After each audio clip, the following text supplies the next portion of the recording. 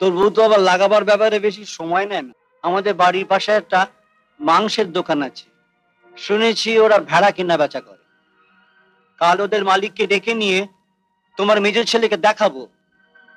আমার মনে হয় ওদের 4 পেয়ে ভেড়া আছে, তোমার 2 পেয়ে ভেড়ার দাম ওরা বেশি দেবে। তুমি আমাকে ভেড়া বললে? ও, তুমি বুঝি দেখেছো দোকানে পাঁঠাও বিক্রি হয়? আমার আবার দয়ার শরীর তো, কারো দুঃখ আমি দেখতে পারি না।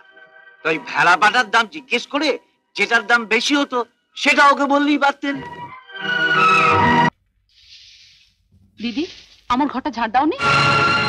হ্যাঁ, এই তো দিয়ে এলাম। কি হয়েছে মেজো বউ? দেখুন না মা, যেই আমি একটু বাথরুমে গেছি অমনি সুযোগ বুঝে আমার ঘরটাতে ঝাঁটা বুলিয়ে পালিয়ে এসেছে। ছি ছি ছি, এ খুব অন্যায়। কিন্তু আমি তো ভালো করে, আমি কি মিথ্যে বলছি? লতু, তুমি দেখবে চলো, ওটাকে কি ঝাঁট দেওয়া বলে? আমাকে দেখাতে হবে না, আমি জানি। কদিন আগে আমার ঝিটে আসেনি, ওকে কটা কই মাছ কাটতে দিয়েছিলাম, তার আঁশটা পর্যন্ত ছাড়াইনি। এত বড় ফাঁকিবাজ। মা দেখুন, আমার রোজ রোজ এই খিটিমিটি ভালো লাগে না। দেবার বেলা আমরা তো কিছু কম টাকা দিই না। আপনি বরং আমার কাজের জন্য আর একটা ঝি রেখে দিন। কেন? ও থাকতে আরেকটা ঝি রাখবো কেন? ও তাহলে সারাদিন কি করবে? বসে বসে গিলবে? বড়দা কম টাকা দেয়, কোথায় খেটে খুটে পুষিয়ে দেবে তা না। যাও, ওর ঘরটা ভালো করে ঝাড় দিয়ে পরিষ্কার করে দিয়ে এসো, যাও। ওকে তো পাঠালে, কিন্তু পরিষ্কার কি হবে? কেন হবে না? কেন? ঝাড় দিলে তো ঘরের ময়লা সাফ হবে, কিন্তু তোমার মেজো বউয়ের মনে যে ময়লা জমেছে, শতবার ঝাড় দিলে তো সে ময়লা সাফ হবে না, যদি না ওকে ঝেঁটিয়ে বার করে দেওয়া হয়। আজ আসুক আপনার মেজর ছেলে, আসুক। কি বাবা তোমাকে এত বড় কথা বলেছেন?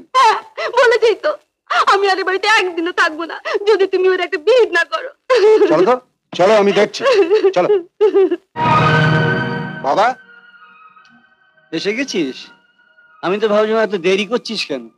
তোর বউ তো আবার লাগাবার ব্যাপারে বেশি সময় নেয় না। যাও না, বলো না।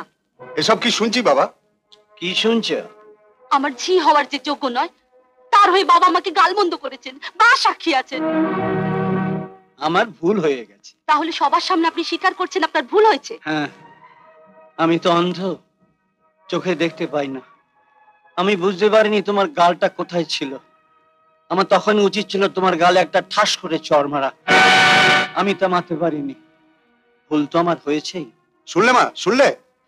তুমি কি গো, ওর সামনেই তুমি ওর বউকে গালমন্দ করছো? নিজে চাকরি বাকরি করো না, ও টাকা দিচ্ছে বলেই তো সংসার চলছে। চাকরি করি না, ভাবছি ব্যবসা করব। ব্যবসা? তুমি চোখে দেখতে পাও না, তুমি আবার কিসের ব্যবসা করবে? ভেড়া বেচবো। ভেড়া? ভেড়া বেচবে? আমাদের বাড়ির পাশে একটা মাংসের দোকান আছে, শুনেছি ওরা ভেড়া কেনা বেচা করে।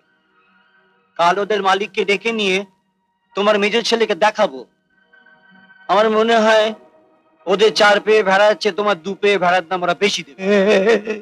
তুমি আমাকে ভেড়া বললে? ও, তুমি বুঝি দেখেছো দোকানে পাঁঠাও বিক্রি হয়?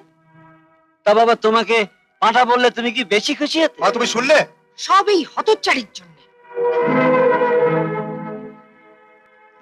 আচ্ছা যাও, আজকাল কলকাতায় ওই ভেড়ার দাম বেশি না পাঁঠার দাম বেশি? তুই থাম, তুই আবার এর মধ্যে কথা বলিস কেন? হ্যাঁ, আমার আবার দয়ার শরীর তো, কারো দুঃখ আমি দেখতে পারি না।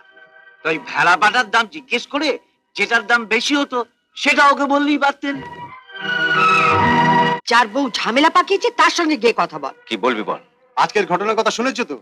বৌদি তো তোমার সব বলেছে। না, তোর বউয়ের মতন মমতার ওই গুণটা নেই যে স্বামী ফিরে এলে সারাদিনের রোজ নামছে পড়ে শোনাবে। জাগে, কি বলছিস? আচ্ছা, আমি যা রোজগার করি তাতে তো একটা ঝি রাখতে পারি। হ্যাঁ পারিস, তবুও রাখিনি। তার কারণ তুমি সংসারে কম টাকা দাও। ঝিয়ের পেছনে টাকা খরচ করলে সংসারে আমাকেও কিছু কম দিতে হতো, কিন্তু তার চাপটা এসে পড়তো তোমার ঘাড়ে। হ্যাঁ, শুধু তোমার দিকে তাকিয়ে। কি বলতে চাইছিস বল।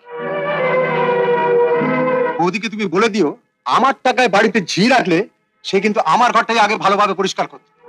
এসো।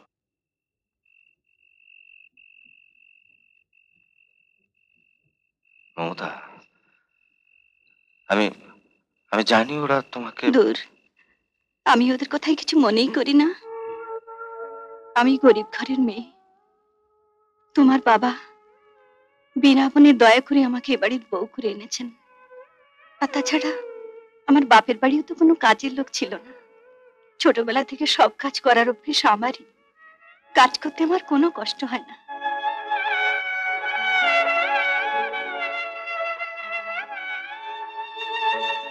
আমার কখন কষ্ট হয় জানো?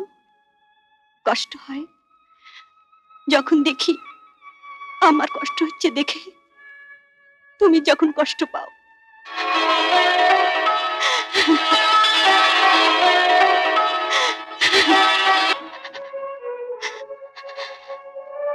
ঠিক তুমি আমাকে এইভাবে ভালোবেসো, তাহলে কোনোদিন কোনো দুঃখই আমাকে স্পর্শ করতে পারবে না।